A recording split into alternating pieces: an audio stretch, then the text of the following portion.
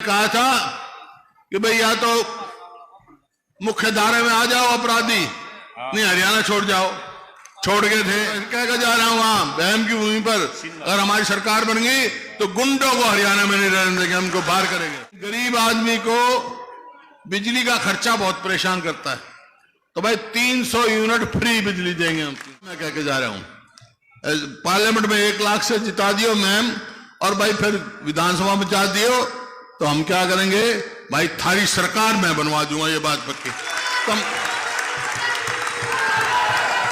मंजूर है टक्कर लेने तैयार हो तो मैं भी तैयार हूं भाई। महम रैली में हरियाणा के निडर और शक्तिशाली पूर्व मुख्यमंत्री भूपेंद्र सिंह हुड्डा एक बार फिर अपने पुराने अंदाज में नजर आए।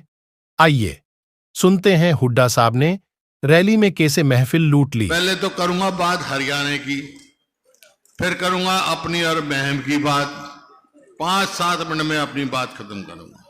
बातें तो जहां तक है सभी बता दी पूर्व वक्ताओं ने, उदयवान जी ने, अजीत दीपेंद्र ने, दांगी साहब ने, सारी महम के बारे में बता दी, सारी बातें आ गई आप।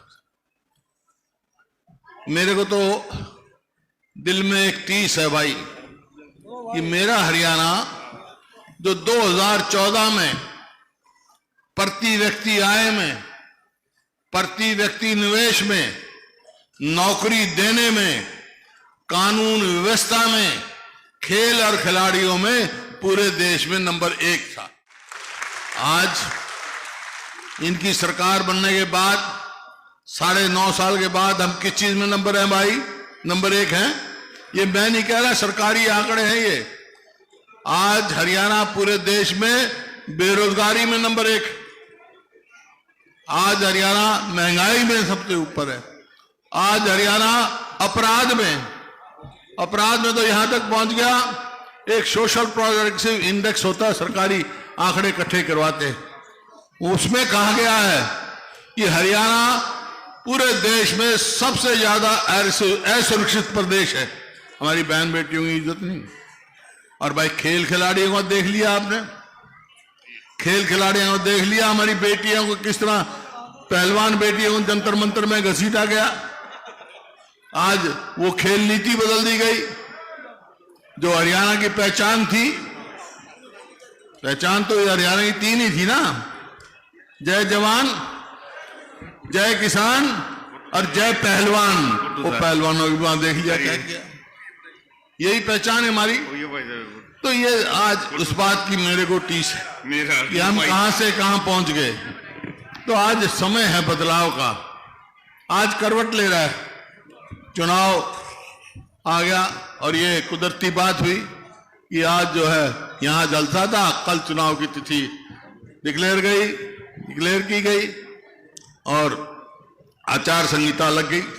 बहुत बातें कह सकते, खैर लंबी बात नहीं कहना चाहता।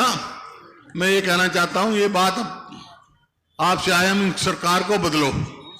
हरियाणा में सरकार कैसे बदलेगी? पहले पार्लियामेंट में कांग्रेस जिताओ, फिर हरियाणा में जिताओगे, जब भी तो बदलेगी सरकार। तो आपसे पूछ सकते हैं, या महम की भूमि पे कह के जा रहा हूं, और जो मैं कहता हूं कहते हैं वो करते हैं। आपसे पूछ सकते हैं, भाई अच्छा सरकार तो हम बदल जाएंगे, ये बताओ थारी सरकार आ गई तो क्या करोगे? तो मैं 5-6 बात कह के जा रहा हूं, और तो बातें बाद में आएगी हमारे घोषणा पत्र, लेकिन 5-6 बात के कह के जा रहा हूं। बाकी काफी कुछ उदयवान जी ने बता दिया। तो हमारी सरकार आएगी तो भाई क्या करेंगे हम? भाई हमारी सरकार आते ही जो बुजुर्गों की पेंशन है वो 6,000 रुपए महीना बूढ़े का और 6,000 रुपए महीना बुढ़िया का, घर में 12,000।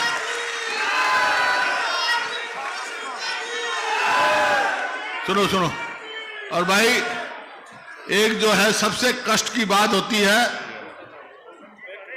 खेत का ट्यूबवेल का तो बिजली का बिल में कर गया था 10 पैसे यूनिट, लेकिन गरीब आदमी को बिजली का खर्चा बहुत परेशान करता है। तो भाई 300 यूनिट फ्री बिजली देंगे हम 300 में। और ये हमारी बहन बेटियां बैठी है भाई, आजकल कोई लाकड़ियां पे तो रोटी पोता नहीं, गैस का ले आए सिलेंडर जब हमारी सरकार थी तो 400 रुपए का भाव था, अब हो गया 1000 से ऊपर। लेकिन हमारी सरकार आ गई तो आज कह रहा हूं जैसे राजस्थान में कर दिया था ना, 500 रुपए से ज्यादा सिलेंडर की कीमत नहीं होगी। और इस सरकार ने, हरियाणा सरकार ने 2 लाख जो पक्की नौकरी खाली छोड़ रखी, लगाए नहीं, वो एक और बना रखा है कौशल रोजगार निगम, उसमें ना रिजर्वेशन, ना पक्की, ना पेंशन। इधर लाओ, अगले एक महीने बाद काट दो। युवाओं के भविष्य से खिलवाड़ की जा रही है, जो कर अग्निपथ है, कोई मतलब नहीं उसका। अरे पहले तो फौज में भर्ती होते, क्या करता, थोड़ा भर्ती हो जाता, यूं था भाई अच्छी जगह जाएगा, बच्चे पढ़ेंगे, पेंशन आएगा, तो भर्ती होते सगाई आने लग जाती थी। ये बगने 21 साल से कम शादी ना हो, 18 साल का भर्ती होगा, 21 साल का हो, 22 साल का घर आ जाएगा, तो कौन ब्याह करेगा भाई उसका, बताओ कौन रिश्ते लेके जाओगा। तो ये स्थिति इन्होंने कर दी। और भाई जो बैकवर्ड क्लास का क्रीमी लेयर जो हमारे समय में 6 लाख था, नहीं, इनने कर दिया उसको बढ़ा के, घटा दिया, 8 लाख से 6 लाख कर दिया। हमारा समय आएगी सरकार तो वो 10 लाख करें ताकि उनको फायदा भी हो, उनको फायदा हो। और जो ये एक बात कह रहा हूं, आपको याद होगा, जब मैं 2005 में मेरे को मौका दिया आपने, तो उस टाइम यही हालात थे कानून व्यवस्था की, अपराध की। उस टाइम मैंने कहा था कि भाई या तो मुख्य धारा में आ जाओ अपराधी, नहीं हरियाणा छोड़ जाओ, छोड़ गए थे। आज कह कर जा रहा हूं, वहां बहम की भूमि पर अगर हमारी सरकार बन गई तो गुंडों को हरियाणा में नहीं रहने देंगे, हमको बाहर करेंगे।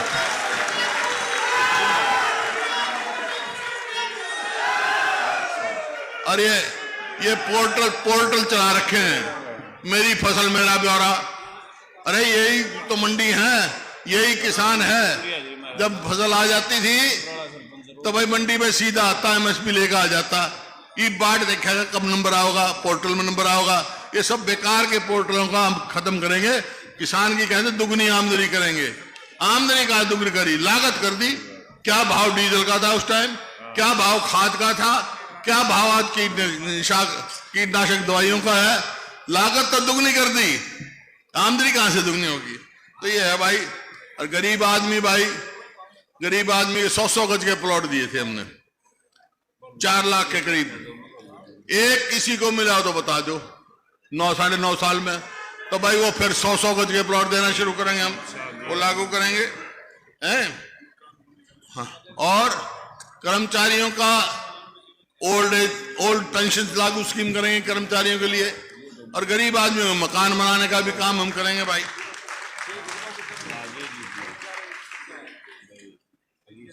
और जो पीले कार्ड हैं, इनका भी तमाशा कर रखा है इनने।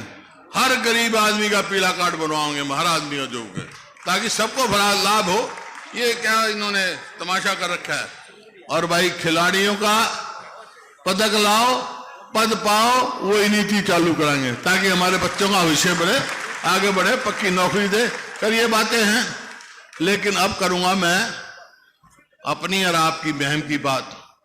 देखिए काफी कह दिया, अजीत दीपेंद्र ने भी कहा, दांगी साहब ने भी कहा, और प्रत्यक्ष को प्रमाण की जरूरत नहीं होती भाई।